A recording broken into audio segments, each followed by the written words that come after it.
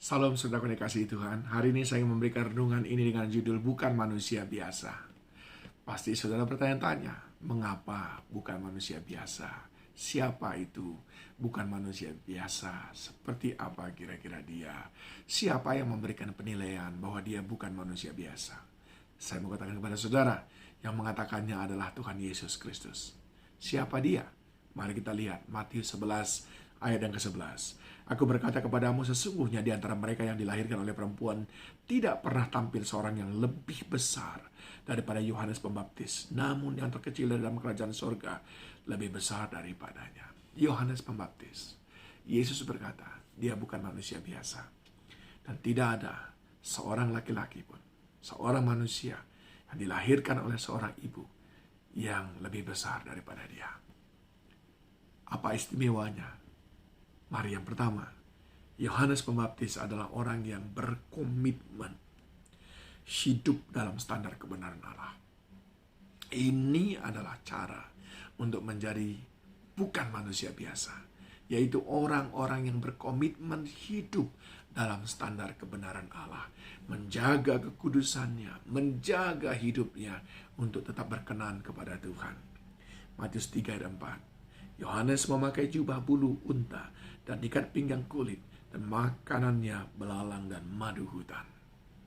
Yohanes menjaga hidupnya, tidak memasukkan ke dalam dirinya hal yang najis, yang tidak menolongnya untuk semakin dekat dengan Tuhan.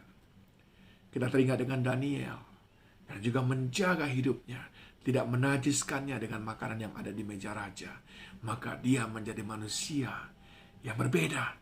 Ketika diukur, maka didapati bahwa perawakannya, kecerdasannya jauh lebih baik daripada yang lain.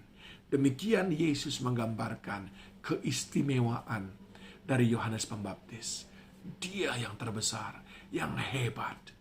Saudaraku yang dikasihi Tuhan, di mata Tuhan, engkau hebat ketika engkau mencintai kekudusan. Di mata Tuhan, engkau besar ketika engkau hidup dalam standar nilai-nilai kebenaran. Bagi dunia, engkau mungkin bukan siapa-siapa. Sebab dunia mengatakan yang besar itu yang kaya.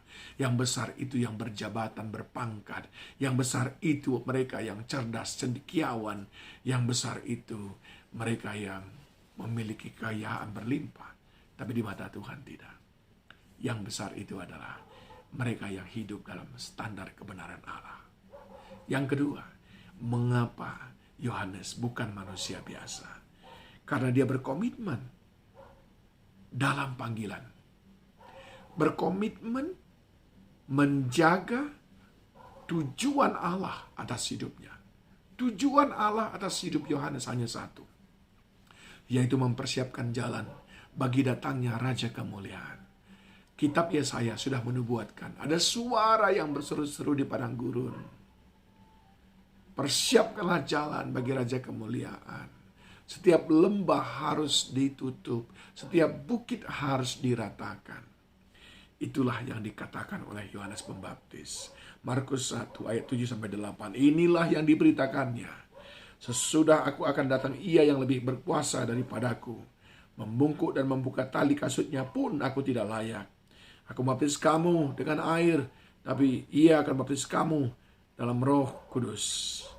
Yesus menunjuk kepada Yohanes Pembaptis bahwa Yohanes Pembaptis bukan manusia biasa. Markus 1 ayat 3, ada suara yang berseru di padang gurun, persiapkanlah jalan untuk Tuhan, luruskanlah jalan baginya. Yohanes Pembaptis setia kepada rencana Allah dalam hidupnya. Setiap kita diciptakan Tuhan bukan dengan kebetulan, tapi dengan sebuah tujuan. Dan tujuan hidup kita bukan milik kita, tapi Allah yang punya tujuan atas hidup kita, dan tugas kita menghidupi tujuan Allah atas hidup kita. Dari sejak semula, Tuhan sudah merencanakan supaya Yohanes Pembaptis menjadi pemberita kebenaran, mempersiapkan kedatangan Tuhan Yesus Kristus. Dan dia setia.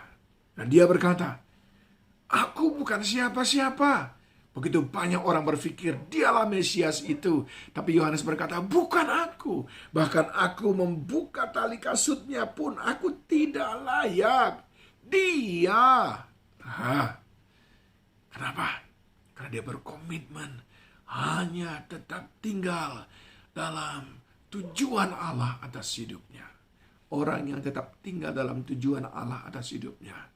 Nggak peduli hidupnya pendek ataupun panjang. Tapi dialah yang terbesar di mata Tuhan. Elia konsisten pada tujuan Allah atas hidupnya. Dia diberikan kesempatan naik kereta langsung ke surga. Sungguh luar biasa. Orang-orang yang tetap menghidupi tujuan Allah atas hidupnya. Dan yang ketiga, yang terakhir saudaraku. Siapa itu?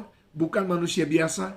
Yaitu orang-orang yang berkomitmen untuk memberitakan kebenaran apapun taruhannya. Berkomitmen memberitakan kebenaran apapun taruhannya. Saudara tahu?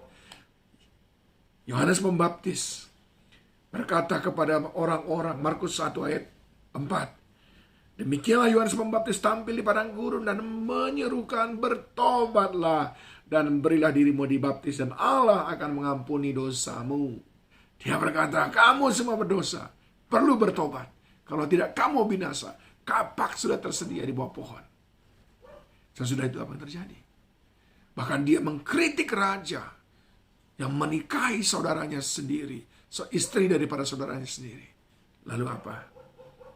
Konsekuensinya, Matius 14 ayat 10-11, disuruhnya memenggal kepala Yohanes di penjara, dan kepala Yohanes itu pun dibawa di orang di sebuah talam, lalu diberikan kepada gadis itu dan ia membawanya kepada ibunya. Kadang-kadang dalam berbicara soal kebenaran, ada harga yang harus kita bayar. Tapi kalau engkau ingin menjadi bukan manusia biasa, kalau engkau ingin menjadi yang besar di hadapan Tuhan, tetaplah berkomitmen memberitakan kebenaran apapun taruhannya. Karena itu yang besar di mata Tuhan. Mari belajar bersama-sama.